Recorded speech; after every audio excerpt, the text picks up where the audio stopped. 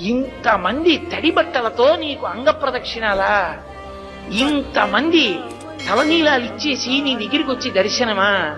ఇంతమంది ముడుపులు తీసుకొచ్చి హుండీల్లో వేసేస్తున్నారా? ఎప్పుడు వింటున్నావయ్యా ఈ కష్టాలన్నీ?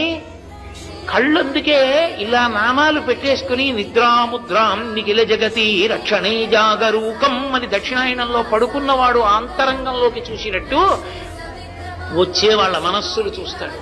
వ్యాసుడు అందుకే ఓ మాట అన్నాడు, వెంకటాచల క్షేత్రంలో వెంకటేశ్వర స్వామి వారి ముఖమండలం బహుప్రసన్నంగా ఉంటుంది.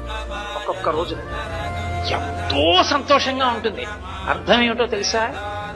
కొండ మీదకి ఎవరో ధార్మికులు వచ్చారనుకుంటున్నారు.